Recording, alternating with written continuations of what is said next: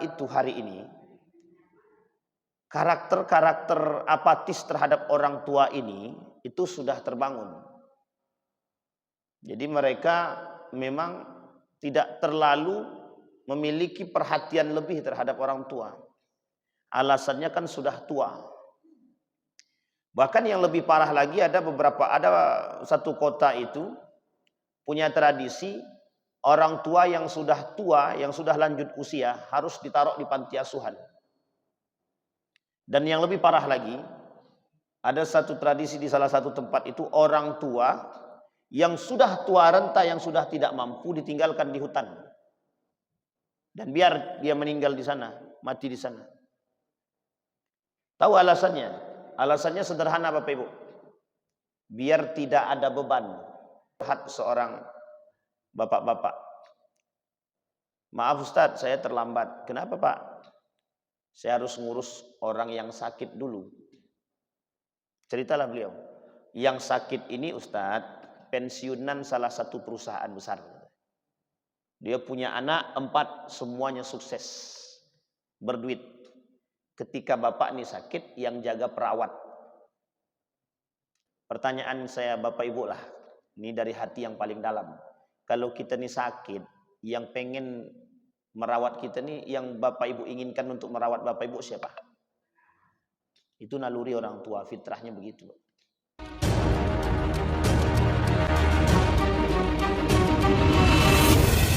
Puji syukur kehadirat Allah dengan mengucapkan alhamdulillahirabbil alamin. Bersalawat kepada Nabi dengan mengucapkan Allahumma salli ala Muhammad wa ala ali Muhammad fil alamin innaka Hamidum Majid. Mudah-mudahan kita semua yang hadir Allah berikan keberkahan, kesehatan, kekuatan, insyaallah husnul khatimah, istiqamah sampai akhir.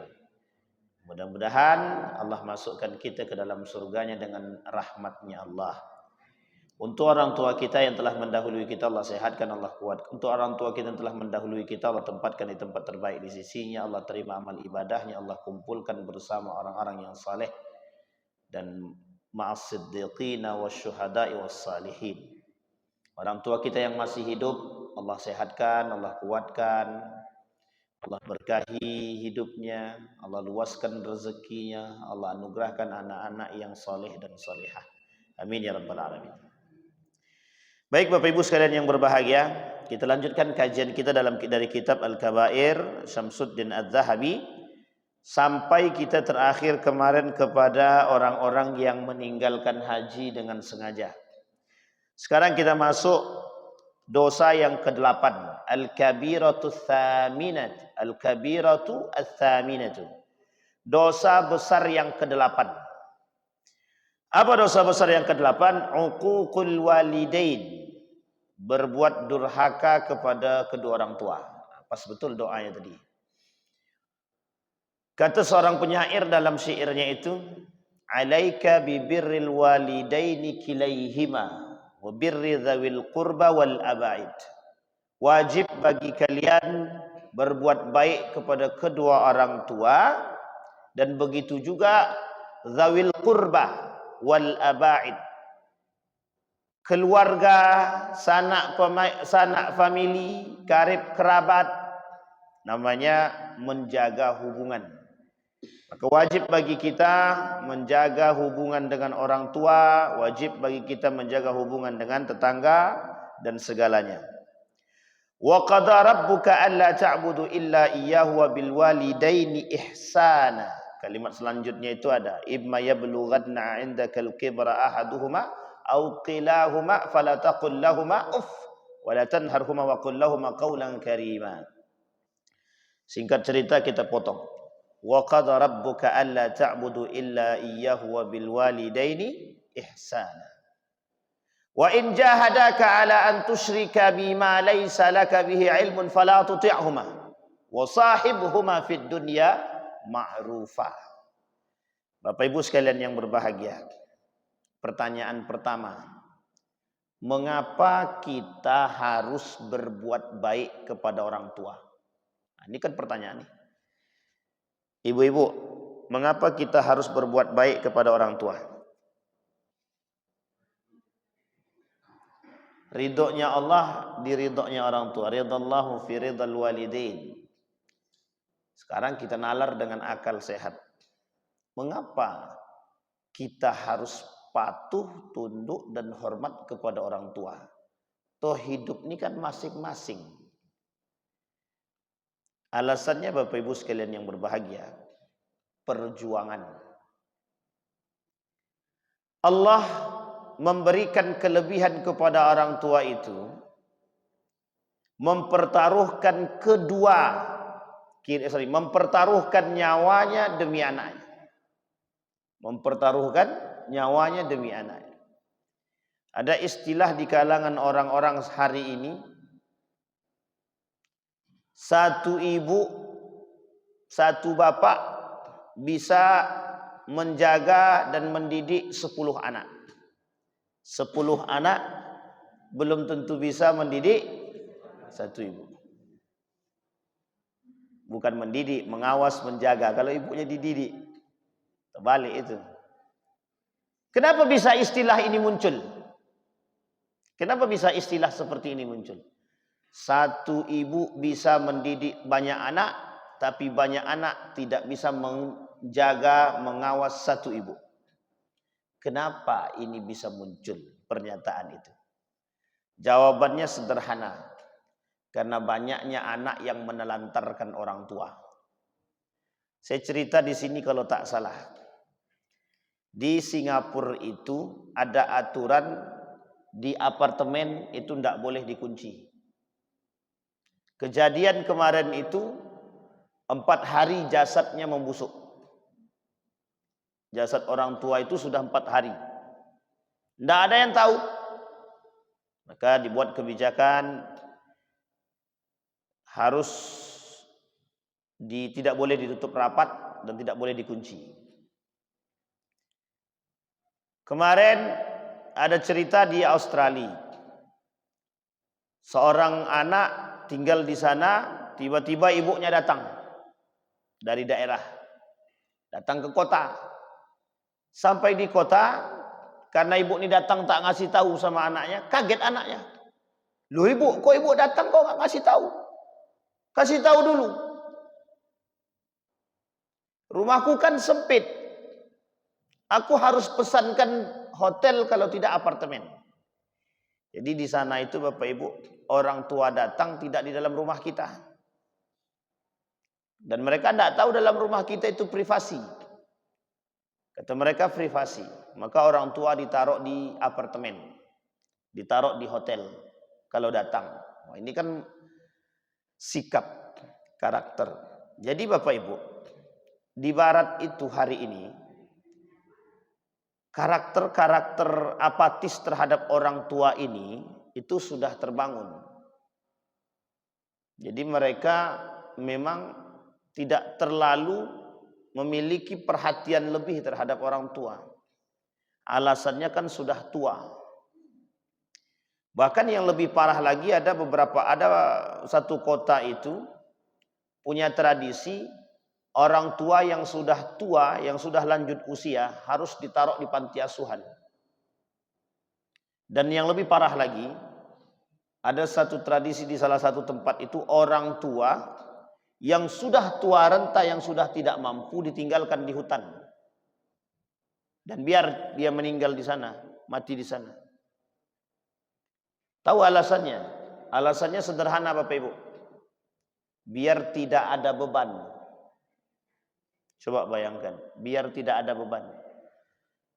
Maka yang seperti ini nih Bapak Ibu, kita melihat kasus hari ini di negara Republik Indonesia ini, kasus apatisme seorang anak terhadap orang tua, berkurangnya perhatian anak terhadap orang tua, itu mulai nampak memang. Mulai nampak. Di sini, tak usah jauh-jauh di Riau ini, kemarin itu ada cerita curhat seorang bapak-bapak. Maaf Ustadz, saya terlambat. Kenapa Pak? Saya harus ngurus orang yang sakit dulu. Ceritalah beliau. Yang sakit ini Ustadz, pensiunan salah satu perusahaan besar. Dia punya anak 4, semuanya sukses, berduit. Ketika bapak ini sakit, yang jaga perawat. Kata dia, yang bapak sakit, yang jaga perawat. Nah, yang kayak gini ini Bapak Ibu. Pertanyaan saya Bapak Ibu lah, ini dari hati yang paling dalam. Kalau kita ini sakit, yang pengen merawat kita nih, yang Bapak Ibu inginkan untuk merawat Bapak Ibu siapa? Itu naluri orang tua, fitrahnya begitu. Saya salut dengan seorang pemuda, ditinggalkannya jabatannya demi orang tua. Seorang pemuda, masih muda, dosen di sini, sudah punya rumah sendiri di sini, sudah punya anak, sudah punya istri. Satu ketika dapat kabar neneknya tinggal sendiri, kakeknya meninggal. Kemudian dari antara sekian banyak cucu itu tidak ada yang mau. Dia bilang bismillah. Ditinggalkannya lah dosen, pekerjaannya sebagai dosen ditinggalkan, pekerjaannya yang di sini ditinggalkannya, dia pindah ke salah satu daerah bagian Pelalawan sana atau Siak ya kalau nggak salah itu. Pindah dia ke situ demi menjaga neneknya, karena dia udah nggak punya ibunya udah nggak ada, bapaknya udah nggak ada, tinggal neneknya aja. Akhirnya dia pulang untuk menjaga neneknya. Ada hal yang unik Bapak Ibu. Ternyata di balik kisahnya orang-orang yang sukses hari ini, itu semuanya rata-rata itu ada orang tua. Di balik setiap perjuangan anak yang sukses itu, satu doa orang tua yang tak pernah bisa lepas. Ketika Haji Luqmanul Hakim itu, meskipun aku hari ini masih ngontrak, tapi kehidupanku penuh dengan berbagai macam kesenangan hari ini dan kesuksesan hari ini. Yang memiliki program kapal Munzalan, yang setiap bulan menghabiskan sekian ton beras untuk dibagikan kepada masyarakat dan pondok pesantren. Apa kata beliau? Saya seperti ini, itu kalau bukan karena orang tua tak bisa. Maksudnya ridhonya orang tua, Allah ridho semua datang. Kalau kita pikir pakai nalar, pakai akal, kata dia, pengenlah kita lagi di tempat kerja yang lain, kemudian dapat penghasilan besar. Tapi ternyata tak begitu, Pak. Tak begitu. Konsepnya tidak begitu. Kata beliau tidak begitu konsepnya. Ketika saya ikhlas karena Allah, balik untuk ngurus orang tua. Dan pokoknya urusan orang tua tidak bisa diapa-apakan, kata beliau. Ternyata Allah gantinya lebih daripada itu. Bapak Ibu sekalian yang berbahagia, pertanyaan selanjutnya muncul, seberapa penting orang tua dalam kehidupan kita? Apakah menjadi beban atau menjadi benalu? Karena mohon maaf, banyak anak yang mengeluh dengan keberadaan orang tuanya. Rumah tanggaku, mak, bapak, ini pas-pasan. Kalau bapak sama mak di sini, makin berkurang. Kalau ada anak yang bilang begitu, sampai kapanpun di rumah tangganya bakal begitu itu. Ini saya kasih tahu Bapak Ibu. Kalau ada anak yang begitu ngomongnya, itu sampai kapanpun tidak akan kaya-kaya itu. Tidak akan kaya, tidak kaya hati, tidak kaya harta itu. Kalaupun dia kaya harta, tidak akan kaya hati itu. Karena kata Nabi, kata Allah di dalam kata Nabi, yang disebut dengan kaya itu bukan kaya harta, ghinan nafas, kaya hati. Betapa bahagianya seorang anak yang tak mampu. Apa kata dia? Kalau mak mau tinggal di rumahku nih, kata dia, pokoknya apapun mak mau saya kasih. Tapi kau hidupnya tak berkecukupan makan untuk anak istrimu, tak usah mak pikir. Setelah maknya ini ikut, berubah drastis kehidupannya. Apa kata beliau? Itu Islam Ustaz, Muslim percaya dia sama agama. Oke. Steve Jobs, pendiri Apple, HP yang ada gambarnya apel keroak yang Kalau kita beli yang utuh saja segitu harganya. Ini kita beli apel yang kerowak aja mahalnya minta ampun. Tahu Bapak Ibu apel kerowak ya? Step job namanya. Di balik HP Ustang tuh. Di balik kesuksesan seorang step job itu di belakangnya ibunya. Betapa kuatnya dia memuliakan ibunya. Jangan coba macam-macam. Nah, begitulah bahasanya. Khairul Tanjung, orang nomor 5 terkaya di Indonesia. Yang punya Bank Mega, apalagi? Trans TV, Transmart dan semua trans lah. Yang Transmedia yang tidak ada. Trans apa nih? Enggak, Trans Pekanbaru tidak. Kemudian apa kata dia dalam bukunya itu? Memuliakan ibu sumber penghasilan. Nah, coba bayangkan tuh. Memuliakan ibu sumber. Masalahnya orang sekarang ini tak yakin. Bukan memuliakan ibu, mencaci maki orang tuanya. Anak muda zaman sekarang nih tak dapat HP, maknya pun dipukul. Tak dapat HP baru cuman. Ada berita beberapa 1 tahun yang lalu itu, seorang anak memukul ibunya sampai meninggal hanya gara-gara tidak dibelikan internet, pulsa internet. Wah, ini masalah. Tapi itu terlalu jauh Pak Ustadz membunuh. Ada enggak perbuatan yang kecil tapi menyakitkan orang tua? Ada. Perkataan yang tak baik.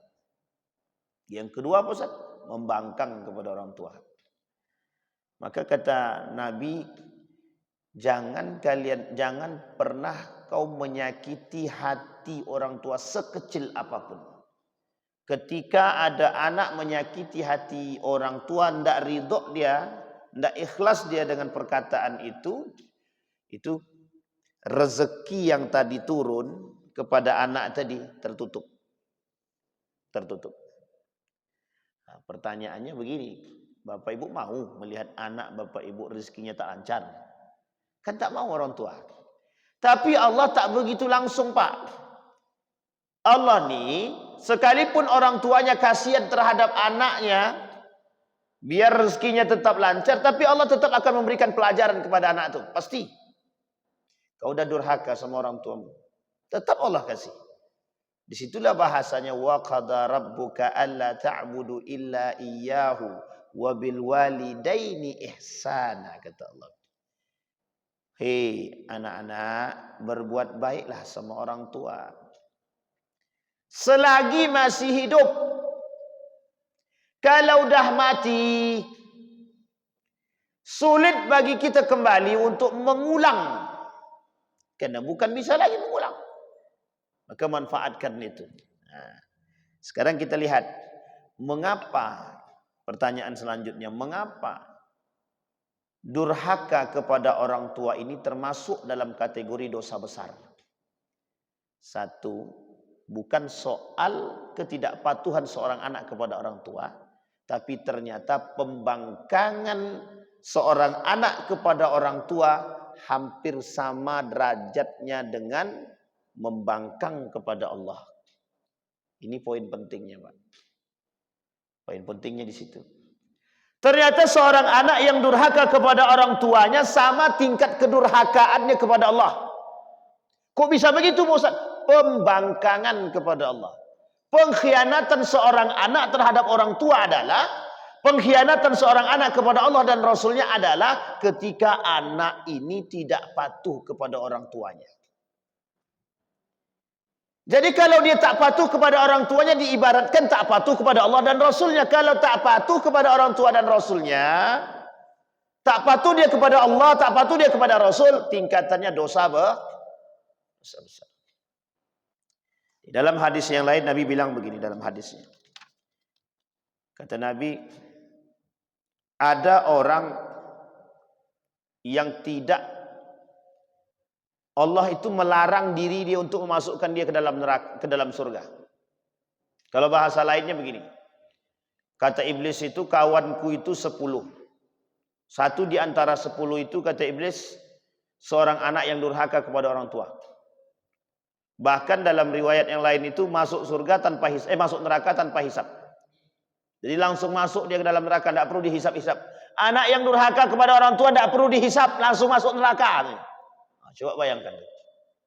Bahkan dikatakan dalam riwayat yang lain, kata Nabi dalam riwayat yang lain, yang saking durhakanya seorang anak kepada orang tua sama tingkatannya syirik kepada Allah.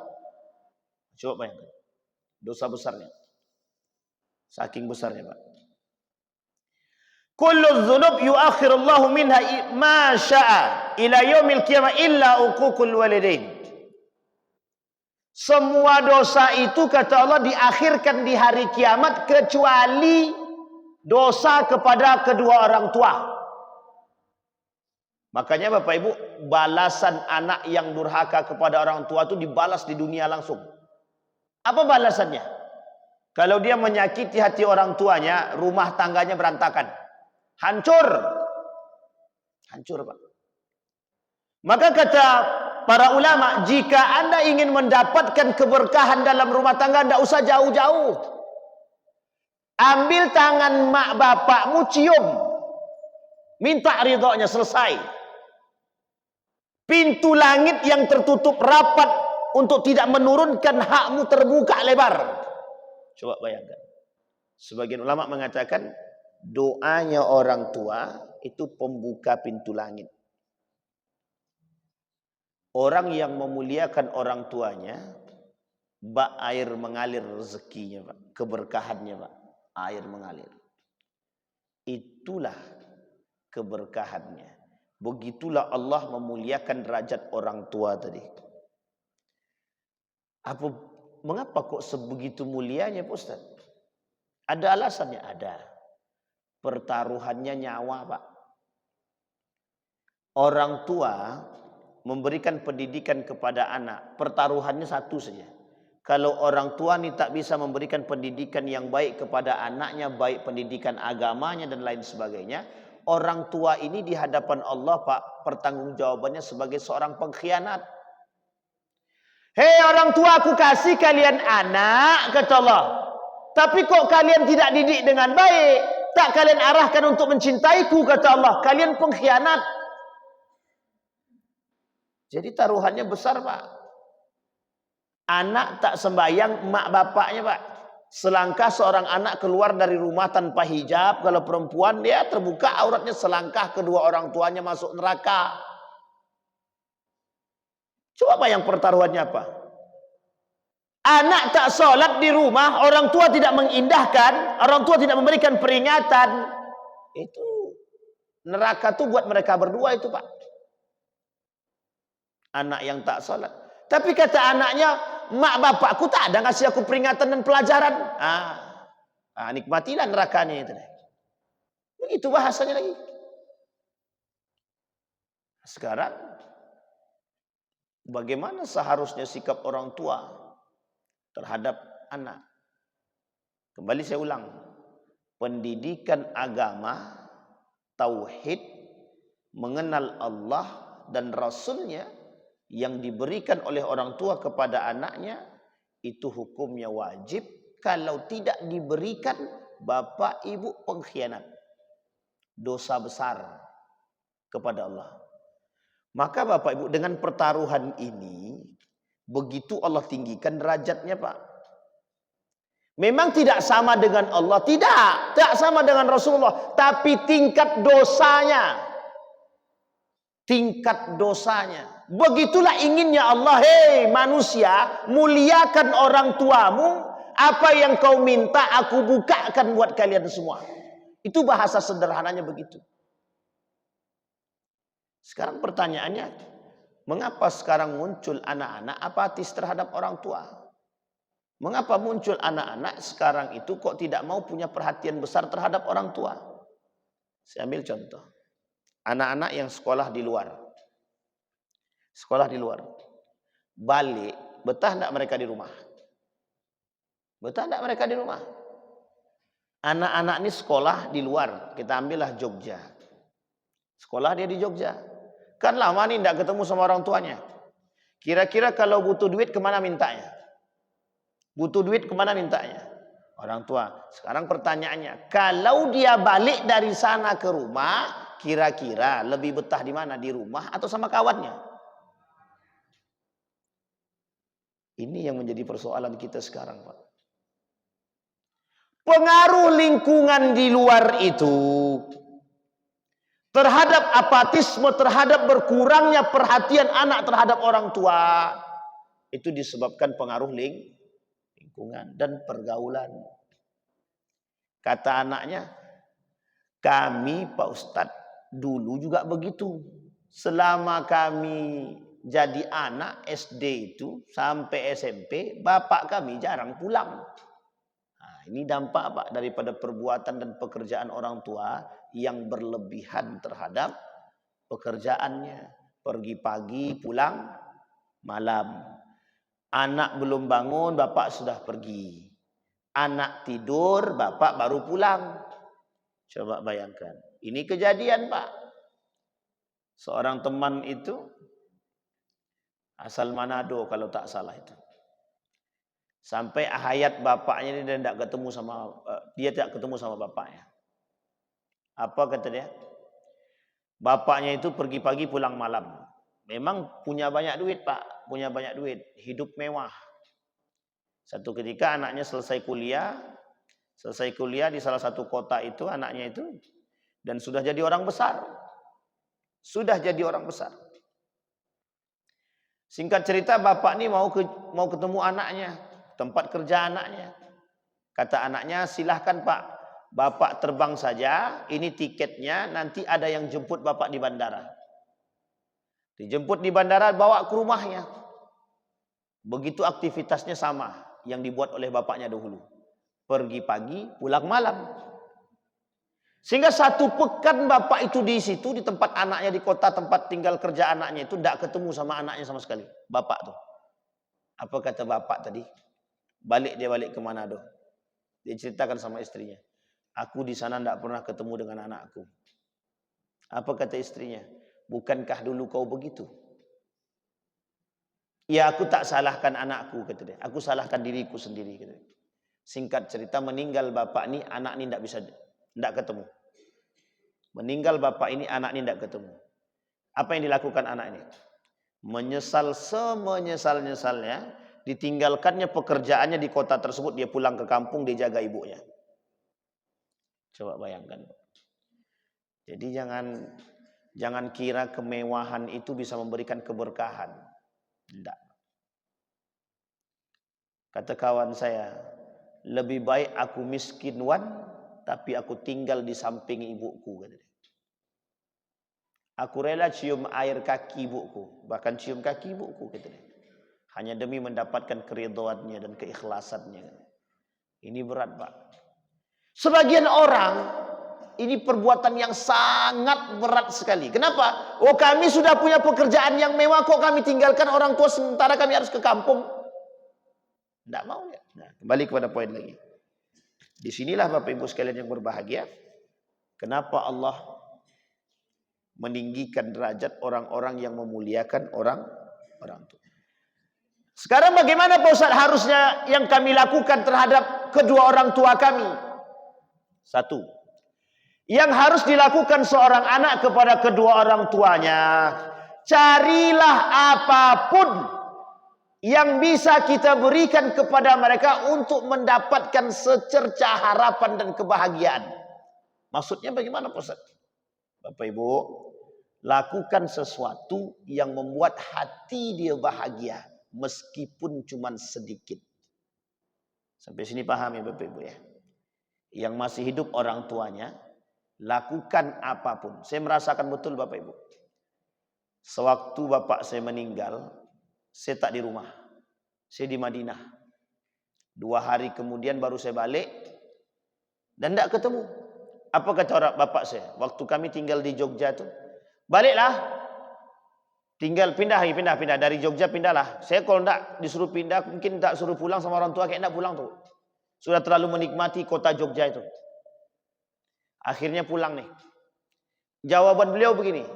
Pulanglah, nanti susah kalau meninggal tidak ketemu. Pindah saya ke sini Bapak Ibu. Jarak tempuh Pekanbaru ke Sore ini cuma 2 jam. Cuma 2 jam. Dilalah berangkat umroh. Beliau yang ngantar. Setiap saya berangkat umroh ini pasti beliau yang ngantar. Beliau yang ngantar, beliau yang jemput. Dilalah beliau ngantar nih Pak. Ngantar. Ya namanya kita kan tidak tahu tanda-tanda kematian itu. Sebenarnya Allah sudah tunjukkan 40 hari tapi kita tidak nampak kan. Apa yang terjadi Bapak Ibu? Sampai saya di Madinah, dari Mekah kami pindah ke Madinah. Ketika kami pindah di Madinah, dapat kabar. Hari ini dia bilang begini, Wan besok tolong belikan saya baju ya. Baju jubah. Siap, insyaAllah kita belikan. Nanti saya belikan Pak, aman tuh. Sehat-sehatlah, sehat. InsyaAllah. Ya.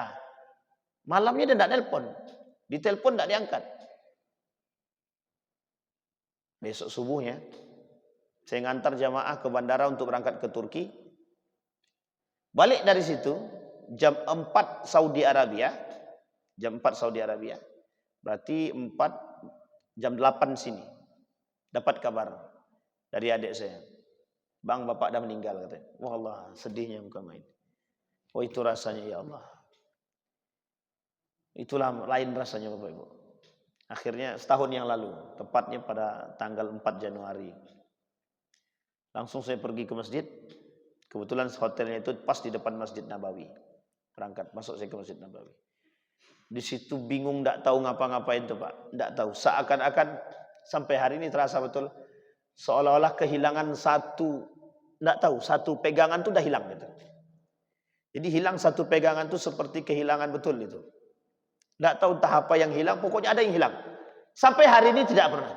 Sampai hari ini serasa itu tidak bisa dihilangkan. Karena kita selalu merasa kehilangan ini Pak. Saya bilang, waduh ya Allah. Ini lain rasanya. Oke, sekarang tinggal seorang ibu nih. Kata adik saya, kita tidak boleh sia-siakan ini. Ini tinggal satu. Yang dua nih Bapak Ibu. Ketika hilang satu nih minta ampun rasanya. Itu mobil yang jalannya tadinya enak begitu ya. Maksudnya ini kiasan ilustrasinya. Itu ketika serasa hilang satu ban Pak. Sehingga rasa ban yang di sini hilang tuh jadi jalan tuh udah mereng. Udah mereng betul. Setahun sudah Pak, sampai sekarang masih terasa itu. Tidak pernah Pak, setelah dia meninggal tuh saya tidak pernah bermimpi ketemu dengan dia. Orang-orang mimpi ketemu sama dia, tapi saya tak pernah ketemu dalam mimpi. Barulah awal Ramadan, tanggal ya kalau tak salah 1 Ramadan itu, apa 1 Ramadan atau 2 Ramadan itu. Saya balik ke Sore. 1 balik saya ke Sore. Setelah salat subuh pulang dari masjid, saya istirahat kembali, kemudian tidur lagi, tertidur. Karena ini memang pulang. Mimpilah Pak, di situ ketemu dengan Bapak. Ya Allah, bahagianya itu, pokoknya nggak bisa dibilang lah Bapak Ibu. Begitulah rasanya. Jadi kehilangan itu membuat kita sadar. Kehilangan itu membuat kita sadar betapa pentingnya mereka dalam kehidupan itu. Kemudian saya ambil pelajaran. Apa yang membuat mereka spesial sebenarnya oleh Allah itu? Apa yang membuat? Mereka tidak pernah meninggalkan anaknya meskipun dalam kondisi apapun. Dia tak pernah, orang tua tak pernah biarkan anaknya dalam kondisi lapar. Orang tua tidak pernah tinggalkan anaknya dalam kondisi seapapun. Sakit tidak. Sakit anak itu sedikit cepat bawa ke rumah sakit. Tidak makan dia tengok, dipikirkan apa yang harus dia makan. Inilah kenapa alasan muncul pernyataan 1 orang ayah dan ibu bisa mendidik 10 anak. Karena ayah dan ibu punya rasa tanggung jawab yang besar. Karena mereka sudah melahirkan itu. Dan tidak mau meninggalkan itu Pak. Ini bukan persoalan qurratu a'yun, bukan. Tapi yang lebih tepatnya adalah persoalan rasa cinta itu tadi. Tapi kenapa Pak Ustaz tidak sebaliknya? Anak tidak merasa, karena anak tidak mendidik. Karena anak tidak melahirkan. Karena anak tidak menyekolahkan. Karena anak tidak mencari rezeki. Bayangkan Bapak Ibu, kalau anak mencari rezeki, Kalau anak yang bekerja untuk orang tuanya, dia pasti tahu betapa sulitnya pekerjaan, betapa sulitnya hidup menjadi seorang ayah mencari pekerjaan itu. Dan dia tidak akan pernah dia sia-siakan. Makanya Bapak Ibu, anak zaman dulu tahu dia bagaimana pekerjaan orang tuanya, Pak. Anak zaman sekarang tinggal menikmati nikmatnya, Pak. Sehingga tidak nampak perbuatan kerja keras orang tuanya, dia nggak nampak. Jadi muncul dalam benak, oh ya udah, yang penting ketika aku minta duit orang tua aku punya duit. Tapi dia tak pernah lihat pekerjaan orang tua itu, Pak.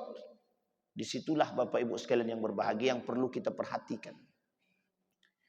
Jadi Bapak Ibu yang punya orang tua, kita semua yang masih sadar akan orang tua. Maka kata Nabi, orang yang masih selama hidupnya dan dia masih melihat kedua orang tuanya, kalau dia tidak memuliakan orang tuanya, Nabi bilang, berdoa seperti apapun dia berdoa, tidak akan dijawab sama Tuhan. Maka salah satu doa yang mustajab itu doanya orang tua untuk anaknya. Begitu sebaliknya. Maka yang dibutuhkan, apa yang dibutuhkan orang tua dari anaknya? Hartanya kah? Tidak. Tidak itu dibutuhkan. Tapi yang dibutuhkan oleh orang tua dari anaknya cuma satu. Mak sudah makan. Oh, itu bahagianya bukan main. Dapat telepon dari anak. Apalagi yang nelpon cucunya. Anaknya hilang. Maksudnya saking sayangnya seorang orang tua tadi lebih sayang kepada cucu daripada kepada, sebenarnya sama-sama sayang. Hanya saja kebahagiaan itu didampakkan melalui cucu. Inilah Bapak Ibu. Jadi orang tua itu begitu spesial. Kenapa kok spesial? Kalau mereka tidak memberikan pendidikan yang baik, mereka dikategorikan pengkhianat oleh Allah. Itu yang membuat mereka itu sama halnya dengan dosanya itu sama dengan syirik kepada Allah. Perjuangan orang tua mencari rezeki, melahirkan, mendidik, kalau semua ini tidak dilakukan, dia berkhianat kepada Allah, dosanya dosa besar. Nah, sementara kita sebagai anak belum sadar akan perbuatan itu. Nah, kapan sadarnya? Ketika dia sudah menikah. Saya Bapak Ibu baru sadar betapa beratnya menjadi seorang ayah itu setelah menikah. Punya anak Pak, baru sadar la ilaha illallah. Satu anak saja, minta ampun susahnya hidup. Nah, begitulah bahasanya. Tapi setelah tahu, oh begini toh orang tua kita dahulu. Jadi baru kita sadar kadang-kadang setelah kita punya anak. Maka disebutkanlah oleh Allah di dalam Al-Quran, fala taqul lahuma ufin. Jangan pernah sesekali menyakiti hati dia. Apalagi membentak. Sakit tergores hati dia Bapak Ibu, setengah dari urusan rezekimu Allah ambil. Setengah baru. Kalau sedikit lagi kau sakiti, kata Allah, habis semua. Makanya kalau ada rumah tangga yang hancur-hancuran, berantakan Pak, coba tengok dua hal. Satu, tengok sholatnya. Yang kedua, tengok hubungan dia dengan orang tua. Sholatnya baik Ustaz, rajin ke masjid. Tengok urusan nomor dua nih. Tengok urusannya dengan orang tua dan mertuanya. Oh iya Pak Ustaz, anak tuh setiap kali orang tuanya minta duit harus izin istrinya. Durhaka. Kalau ada istri yang melarang suami memberikan duit kepada maknya, dilarang sama istrinya, itu cari istri yang baru. Bapak Ibu, kalau tak bisa mendamaikan maksud saya, tapi kalau bisa mendamaikan, bisa mendidik, itu baik. Makanya kata Nabi Bapak Ibu, kelak di akhir zaman itu ada suami-suami takut istri. Itu bukan film, memang begitu dalam hadisnya Pak. Kata Nabi, kelak seorang laki-laki akan takut kepada perempuannya, sampai gara-gara rasa takut kepada perempuannya dia durhaka kepada kedua orang tuanya. Apa contohnya? Itu tadi. Ada contohnya pada masa dahulu? Ada. Seorang pemuda terkenal alim soleh. Alim nih Pak, soleh ya. Maknya telepon. Maknya bukan telepon, ketika itu tidak ada telepon kan. Tolong sampaikan kepada si fulan, aku butuh duit. Apa kata anaknya? Ya bentar, aku tanyakan sama bini aku dulu. 1 kali, 2 kali, 3 kali, emaknya cuma mau beli beras saja. Kalau ada anak, kemudian tidak tahu kalau beras maknya tak ada lagi, sampai maknya harus meminta ke yang lain, sementara dia punya anak, itu bisa dipastikan anak itu penghuni neraka itu. Dipastikan, tidak usah pakai basa-basi, dipastikan masuk neraka. Sampai Bapak Ibu, persoalan yang boleh kita tentang dari orang tua cuma satu, persoalan tauhid, sisanya tak boleh. Kalau orang tua kita, "Wan, keluarlah kau dari agama Islam," tak patuh tak masalah tu lah. Tidak dong mak, minta maaf mak, kalau itu urusan tauhid nih mak. Saya Tuhan saya Allah, itu cuma pak yang boleh pak. Yang lain itu tidak boleh pak. Ada pertanyaan muncul, Ustaz, makku nih disuruhnya aku menceraikan istri aku. Gimana menurut Ustaz gitu? Tapi yang nyuruh makku nih. Jawabannya 2. Kalau kita bisa mendamaikan keduanya, maka ini yang terbaik. Tapi kalau tidak bisa mendamaikan di antara keduanya, maka pilihlah orang tua. Kata Ibnu Qayyim Al-Jauziyah, itu pilihan terakhir yang paling berat katanya. Kalau kita bisa mendamaikan keduanya, sekarang saya tanya, lebih banyak milih yang kedua atau milih istrinya? Itu masalahnya. Itu yang jawab tuh mesti curahan hati kan itu. Sampai di sini bisa dipahami Bapak Ibu. Nah, iya.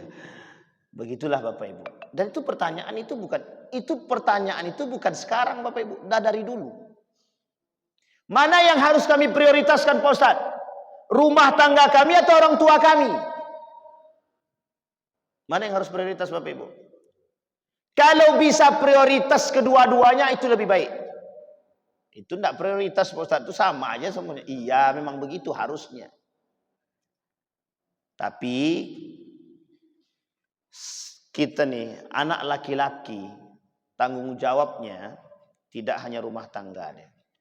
Anak laki-laki punya tanggung jawab kepada orang tuanya dan istrinya dan anaknya, baru mertuanya. Tapi istri punya tanggung jawab kepada suaminya, barulah kemudian kepada orang tua. Nah, tapi saya ingin garis bawahi dulu, tidak ada perbedaan orang tua kandung dengan orang tua atau mertua. Sama-sama keduanya harus dilakukan dengan cara yang berbuat baik. Harus ihsan kepada kedua-duanya. Jangan pilih-pilih juga. Karena ini anak laki-laki, kita sudah mengambil anak perempuannya, kemudian kita tidak ajarkan dia untuk tunduk dan patuh kepada kedua orang tuanya, ini masalah. Meskipun dalam riwayat yang lain dalam sejarah, ada seorang pemuda, ketika istrinya ini, orang tua istrinya meninggal, sampai dikatakan dalam riwayat itu, kalau suaminya tidak mengikhlaskan, tidak mengizinkan dia pulang sekalipun orang tuanya meninggal, maka jangan keluar daripada rumah. Ini Bapak Ibu sebenarnya bisa jadi suaminya tidak tahu kalau maknya meninggal. Atau bisa jadi suaminya tidak di rumah. Tapi kalau ada suami yang soleh, suami soleh, dilarangnya istrinya untuk patuh kepada orang tuanya, berarti itu bukan soleh, salah. Nah, ini harus dipahami Bapak Ibu. Jangan, aku ini kan kepala rumah tangga, kau harus patuh kepadaku, kalau aku bilang tidak. Nah, ini namanya egois juga. Nah, jadi Bapak Ibu, membangun komunikasi dalam rumah tangga itu penting. Nah, sampai di sini bisa dipahami Bapak Ibu? Bisa ya Bapak Ibu ya. Maka pesan terakhir dari saya dalam sebelum saya tutup Bapak Ibu, yang masih tahu dan masih sadar dan masih melihat kedua orang tuanya masih hidup, kata Nabi dalam hadisnya, yang masih nampak orang tuanya masih hidup, maka berbuat baiklah selagi dia masih hidup. Karena kalau dia sudah tidak tiada, saya merujuk kepada Ustaz Adi Hidayat. Apa jawaban Ustaz Adi Hidayat ketika bapaknya meninggal? Ya Allah, semasa aku hidup dan dia hidup, aku belum sempat berbakti kepada dia. Sekarang, bagaimana caranya ya Allah, aku berbakti kepada dia, sementara dia sudah meninggal. Itulah alasan kenapa Ustaz Adi Hidayat menjadi penghafal Quran. Tujuannya untuk salah satunya adalah berbakti kepada orang tuanya melalui Al-Qur'annya. Maksudnya apa? Dia pengen jadi anak yang anak nih penghafal Quran, dari doa dia, dari lisan dia itu kuburan orang tuanya, keberkahan orang tua itu terus mengalir. Maka Bapak Ibu, begitu juga pada diri saya. Saya bilang, tidak tahu bagaimana cara berbakti kepada orang tua, maka semasa saya hidup, semua amal ibadah saya, semenjak beliau meninggal, saya bilang, ya Allah, aku sedekahkan semua amal ibadah ini untuk orang tua. Jadi apapun yang saya buat, saya serahkan pada orang tua. Nah, inilah yang bisa kami buat, karena kita tidak tahu apakah kita sudah berbakti atau tidak, kan kita tidak tahu. Jadi cuma itu yang bisa kita buat, Bapak Ibu. Maka mengharap dia hidup kan tak mungkin. Berharap dapat bermimpi saja dengan beliau sudah alhamdulillah betul, begitu senangnya. Begitulah kemudian saya bilang, ya Allah, semua amal ibadah, amal soleh yang saya buat di muka bumi ini, ya Allah, saya serahkan hadiah pahalanya untuk mereka, untuk beliau. Tapi kata orang tu tak boleh, Ustaz, tak ada hadiah pahala untuk anak yang soleh itu bisa memberikan atau menularkan apapun kepada orang tuanya. Makanya kata Nabi dalam hadisnya itu, awaladun saleh yad'ulah. Anak yang soleh itu menjadi warisan terbaik orang tua. Warisan terbaik orang tua itu bukan anak yang kaya, anak yang soleh yang selalu mendoakannya. Mudah-mudahan ada manfaat bagi kita di subuh hari ini. Mudah-mudahan menjadi motivasi kita untuk bisa mendidik anak agar kita punya anak yang soleh, setidaknya tidak apatis terhadap kita, tidak berkurang perhatiannya kepada kita, dan tidak membedakan antara kita dengan istrinya dan lain sebagainya. Mudah-mudahan bisa menjadi pelajaran bagi kita semua. Mudah-mudahan bisa menjadi penyemangat bagi kita, menjadi motivasi bagi kita untuk mendapatkan keberkahan baik dalam rumah tangga, begitu juga dalam kehidupan kita. Kita berdoa kepada Allah. A'udzubillahi minasyaitonirrajim. Bismillahirrahmanirrahim. Alhamdulillahirabbil alamin. Hamdas syakirin, hamdan naimin, hamdan yuwafi ni'amahu wa yukafi'u mazidah. Ya Rabbana lakal hamdu kama yanbaghi li jalali wajhikal karim wa azim sultanik. Allahumma faqihna fid din wa alimna ta'wil. Allahumma ighfir lana dhunubana wa dhunuba walidina warhamhuma kama rabbayana shighara. Allahumma ighfir lana dhunubana wa kaffir 'anna sayyi'atina wa tawaffana ma'al abrar. Ya Aziz ya Ghaffar ya Rabbal alamin. Allahumma ighfir lahum warhamhum wa'afihim wa'fu 'anhum wa akrim nuzulahum wa wasi' madkhalahum waj'alil jannata mathwahum.